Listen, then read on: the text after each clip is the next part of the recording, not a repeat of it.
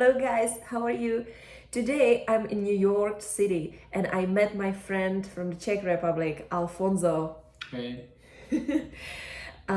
Alfonso and we met 6 years ago in Prague because we were dancing salsa together. So we basically met in one salsa club, right? Yeah. And then we actually didn't see each other for a long time because Alfonso, he was living in abroad. I mean, in Brussels and in New York and anything else? No. No, Not for this. now. Okay, so 2 countries, and I wasn't in the Czech Republic neither. So we didn't see each other for a quite long time, and today we met in New York. So Alfonso, how are you? Fine. You're fine. Yeah. How is New York so far? I don't know. I have only been here for 5 days, and most of them has been paperwork and things. Yeah. But yesterday I started my holidays, and it was just when you arrived. So it's nice. Yeah, that's true. Alfonso, he actually started working in New York City, so it's really exciting for you, Yeah. right? For me, it's exciting. Yeah. I'm excited for you, I mean. Alfonso, he has been here for a few days only, and I came visit him because I was traveling. I was on my way from Costa Rica back to Prague, so I just stopped by and visited him in New York. So let's talk about working and living in New York. And if you want to work in New York, what you need to do, how it is possible or not possible. So let's see what Alfonso will tell us. Okay. Alfonso originally comes from Spain, but he has been living abroad for quite many years, I would say. From 2015. 2015. What country was your first one when you decided to leave Spain? Okay, first I went a few months to Ireland, but I didn't decide anymore. My lab sent me there for a few months. Okay. And then I went to Prague, but I didn't decide either. I mean, I don't have any preference or I don't have any. I mean, and also in science, it's difficult to choose a place when you are just starting. You just have your PhD, so you just send CVs everywhere, and if you are free, you don't have anything that ties you to a specific city or anything. Just send CVs everywhere. And after 1 year, I was hired in Prague, and that's all. It That's the actually story. gives you freedom, right? Yeah. I would say. Tell us more about your job. What exactly do you do for a living? Well, it depends on, in every lab it's like a different project, but basically I work in biochemistry, in genetics. So first I was working with non-viral vectors. We were trying to make some artificial virus. Then I started working more in genetics, trying to find some DNA sequences that do some specific things. Then in Brussels I was working on cancer, on esophageal cancer, trying to see which are the proteins at the origin of it. And here in New York, I will work on HIV and another different virus. So just to say it in simple way, you are a scientist. You are Yeah. a scientist and you work in the lab. Yeah. Yeah, so it's quite interesting, right? And you need a special education for it. You said you are PhD, so you're doctor. Yeah.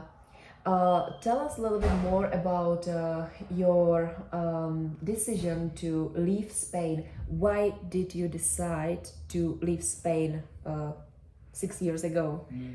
Well, basically, when you finish a PhD, the usual thing is that you go somewhere else, you go abroad to a different lab where they are specialized in the same topics, because in science, everybody works in English, everybody is more or less connected, and also there's not so much talent, let's say, or so much people in the same field, so normally people just go where other people working in the same field are. And also in my case, it was in 2008, so well, I finished the PhD I started the PhD in 2008, that was the year of the crisis, the economic crisis. So when I finished my PhD, the PhD in 2013, there was not more money for the grant, so I had to move, and I decided to go abroad. So it was like, it's like the attitude or or what everybody does at the end, and also it's like a forced thing because in Spain there's no money for anything. I saw during my PhD that every year there was less and less young people because the grants were finishing. There was no money for new people, so only the PIs, the principal investigators that have a contract for life, were there. So it was impossible to stay, or you could stay, but you never knew for how long because you could run out of money at any moment. Yeah, and your reason was just this reasonable thing, or you also wanted to achieve your goal to live abroad and work abroad, or you didn't have this kind of, let's say, dream or goal? I don't know.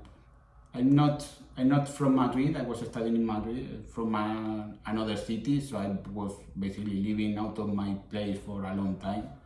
So it was not such a traumatic thing to live somewhere else. So I just wanted to see whatever, and I sent CVs everywhere, also in Madrid, also Barcelona, also other cities. So, and as time goes by, you start to expand your area. Let's say you start to send CVs everywhere and see what happens. Yeah. So, in how many cities have you been living so far? Well, for now, in Galway, Ireland, in Madrid, in Prague, in Brussels, and here. Yeah, quite many places already, I would say. Are you ready for the next one after New York? I don't know. I'm 37 now, so I took time. I started working here in June, but I started looking for a job in January because I wanted to see which my options are, because I don't want to be moving every few years forever. So yeah, so you're gonna stay here for how many years? You said 2-3 years? Here the contract will be for 3 years. Oh, then if you get funding and grants, you can stay longer, or I can find another lab in the US if I like it here. So yeah, I don't have any plan. Yeah, you will see. Tell us more about the beginning of the work here. How was it? I think it must have been so difficult because everybody thinks that it's so difficult to get the work in New York. So tell us how it was for you. I mean, I was pretty lucky because basically I updated my CV one Monday. On Tuesday I started sending CVs everywhere on a website where there are a lot of offers. And the next day, which my future boss here just contacted me for an interview, and in 2 weeks he told me to come here. So that part was the easy. Then when you come here, that's easy. But then when you come here and you have to do all the paperwork and you don't have all these American things, the social security number, tax ID, and all this, everything becomes more and more difficult. But finding a job is, if you get a good interview or if you get along with the people that will hire you, it's not difficult. Oh, that sounds really good. I think we like it, right? But also it's a part of luck, because it wasn't even an interview, it was like a talk with him. I was making his questions. He was asking me about my background, but not in the way I worked for it, but about the result that I had and the topic. So it wasn't a real interview, so I guess it's lucky because then you make interview for other lab and people is really serious and they just want your background, the techniques you use. So it depends. You just have to send a lot of CVs and maybe 1% of them will be replied, and then from them, a few of them will be a good interview, or the rest can be really crappy interviews, or the ones that you don't feel confident. See, I don't like these people, I don't want to go there. So yeah, how it was in your case? You told me that you have sent 40 CVs, or how many? And this time it was easy because in a couple of days I had a reply, so I just stopped doing it. But in the beginning, when you just have a PhD and there are thousands of people like you, it took me 1 year of sending CVs almost every day until someone hires you. Because I mean, as time goes by, you have more years of experience, you have more value, let's say, for people, because they know that they hire you and you know how to work. But in the beginning, if you just finish, there are thousands of people like you. So They will choose one that has the specific background, that has been working in something really similar to what you do. So that's the point. But I think it's the same in everything in life. When there are a lot of people like you, it's always more difficult, and you get more and more specialized. Yeah. So basically, if you just graduated, it is much more difficult to get a job abroad or wherever compared to when you have already experiences, right? So in your field, this really works like this. And I think in every work, Yeah. normally if you have to choose between someone that is in his 20s and has no experience, someone that is in his 30-something that has been working for several years, and you know that from the first day you don't have to care about him so much, you don't have to be you have to put so much effort in teaching him everything and control and this. So yeah, that's true. But I guess that might be especially in your field, because I also know there are the professions where they prefer if you are more flexible. Let's say if you just graduated and you are just flexible, so they actually prefer it than this because you are too rigid, or how to say that. No, so because it's cheaper to contract someone with less experience, you have to pay less. That's But normally in science, things come from a grant from the government or from a company. So really your boss is not paying you, so he doesn't care about the money. Well, sometimes it comes from the budget of the project, so they are more concerned. But normally, if they know that if they have you, they have to pay exactly this, so they have this in mind from the beginning. And if the money is not theirs, they don't care so much. As long as there is, if the budget is enough to hire a postdoc instead of a pre-doc, they just do it. By the way, where did you find your job? Was it on Google or where? Normally, the easiest way is to look for, and I don't know if for other careers or for other fields it's the same, but normally there are some websites where people in the field tend to post all the offers, so you just go there and check and spam a bit, because sometimes they just have a button to send the CV. Yeah. And other times you have to go to the university and fill all the info, your name, your address, your background, again and again and again, so you can be hours and hours filling this, but it's the easiest way, because if not, if you don't really care about what you are doing or the topic, let's say you don't really care about the topic, you can be more flexible. If you want to keep working on your topic, then you have to look for people working in that and maybe email them and see what. So what website did you use to get a job, to find a job here in New York City? Normally what website was it? One from the magazine Nature, that is one of the biggest magazines in science. It was called before Nature Jobs, and now it's called Nature Careers. Okay. But also if you just Google postdoctoral offers or PhD offers in science, you find a lot of these pages. So it wasn't like you would just open Google and you would have typed in scientist job in America or in New York, working in New York City. No, I don't put really any place, because they will have from all around the world, and then you choose. Yeah. And then you see that from them maybe 1% of them will reply to you. So I should be more careful and read more, but I just read a bit, and if I fit more or less in this description, I just send it. And when they reply is when I really look at it. I look at the lab, I look at the other papers to see how they work, and that's when I say yes or not, because if not, it's just a question of time. If you're going to send 200 CVs, for example, you cannot read everything, but then you see that 2 or 3 will reply, so for these 2 or 3 you take your time. So basically you sent like about 40 CVs, and it depends. This time it was 40 because it was short, but I mean for New York City, New York City, and the feedback was about 4 emails back. I made like 3 interviews. Yeah. And also because the first one was the good one, but until they tell you for sure to come and this, I was doing the other ones just in case.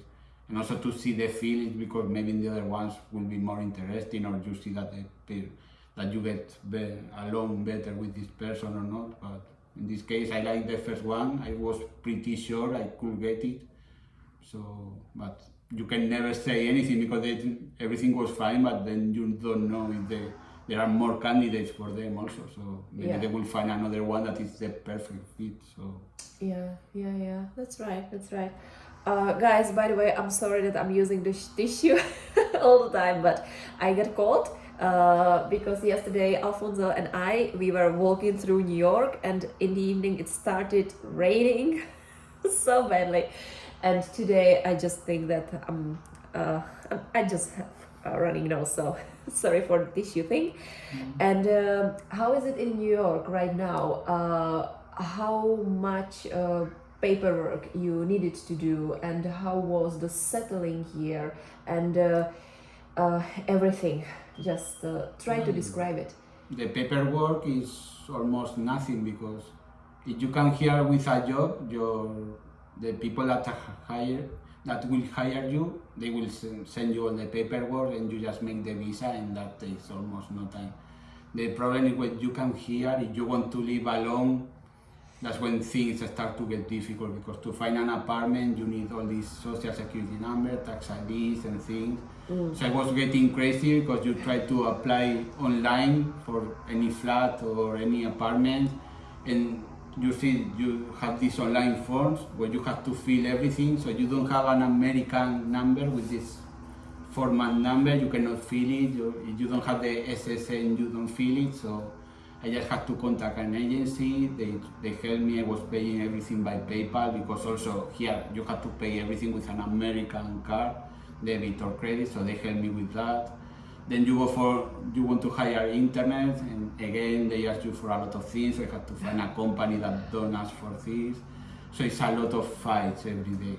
But it sounds like America. Yeah, but if you want to just go for a room, it's much easier. You go, they have the internet, they have everything. And normally, yes, you just work or talk with the people that is living there. It's not as formal as with the landlord, so they don't require so much documents. But I don't want to share my place with strangers. And also in New York now, one room is almost $1,000.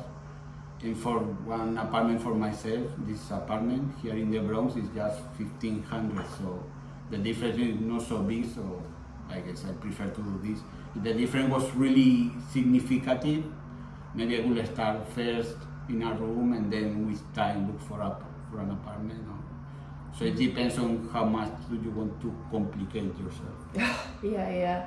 Actually, now we are sitting in Alfonso's apartment, so you can see at least a bit. And you can see a little bit from the window, out of the window as well, some green, And green the stuff and foggy weather again. Yeah. But they have promised that in the afternoon it should be sunny and about 32 degrees. So let's see if it really happens or not. Okay, so basically for you, the beginning of living here in New York, it wasn't so complicated for you. It was quite okay, you would say. I mean, because I had everything planned before I arrived, because I had a lot of time. So it helps a lot. Also, I had the contact of people that was starting in my same lab that they came like 2 months ago. So they told me all the paperwork that you have to do. Because also that's another thing, the people from HR, from your job, they will send you instructions, but nothing is clear. So it's better to, you can tell your boss, give me the contact of someone that was here just a few months ago, so they can show me the whole process. It's much easier, because they will tell you where it is, if it's far or not. So the first days you can organize your time, because also there are many things that you have to do as soon as possible, because without the American number you cannot do many things. You need the bank, you need also for my work, I don't know if for every work, you have to do a drug test 48 hours after the arrival, so you have to plan that, and so it's a lot of things. The first days will be really busy. Basically, I came here on Monday, so Dana came on Thursday, and basically from Monday to Thursday I was setting things in the apartment, setting paperwork, fighting with people. So the first days will not be, you won't see the city either. You will just go in Google Maps from one place to another, and that's all. Yeah, but still, I think that you have made a really good job Yeah. because you have been here only for a few days and everything is settled down already. Yeah. So, and Alfonso, he actually has time to explore the city with me. So it's nice. It's actually a really nice timing. Okay. I'm just thinking about the questions about your living here in New York, and I think that we are quite getting to the end. One of the last questions would be, how do you like New York City so far? I know it's hard to say because you haven't seen so much of the city, but still, what is the first impression? I don't know, the first impression is cool because you are here, when you're landing you see Manhattan with the fog and everything, and it's nice. But then I have the feeling when you think, okay, I'm going to America, it will be like the movies, so you are really excited, but then when you're here it's like, it's less exciting. I mean, you see these yellow buses, you see the police cars and all these American things that you see in the movies, and it's exciting. Everything is But- so big. Yeah, but the thing is, when you think about something that is so far away, it looks so cool, then you come here and you say, okay, I'm here, so it's nice. But traveling yesterday with Dana and this, you start to share things, and it's nicer because, for example, we tried the bagels. And if she wasn't here, maybe I would see the bagel and I would say, okay, maybe next day I will enter and catch one. But if you go with someone, you say, okay, we enter, and then you share it, you say what you think about it, and it's a bit different. Yeah, it's also about sharing, like Yeah. the life is about, right? Yeah. It's also about it. Okay, thank you for mentioning bagels because, by the way, guys, it was so delicious, it was so good. So once you are here in New York City, just go for bagels, Yeah. right? It was really For good. the pizza with honey. Oh my goodness, yes, and pizza with honey. I didn't believe you that it could be good, but actually it's really good. It's delicious. So you had the combination pepperoni and honey, right? Yeah. Yeah, and I got cheese and honey, and it wasn't so good, but pepperoni and honey. But Wow. I just had it from a YouTube video. So you're moving somewhere, look for videos about what to eat and what to do in this city. They are really helpful. Yeah, and you are a really good guide as well. I do what I can. Okay, Alfonso. So we are almost finishing. Thank you so Yeah. much for the interview, for being here with me. I really appreciate it because we didn't have so much time to spend here together in New York, and still we found a little time to make this interview, to make this talk. So thank you again. And I have the last question. What would you like to say to our audience, to people who are just watching the video right now? What is your message for them from you?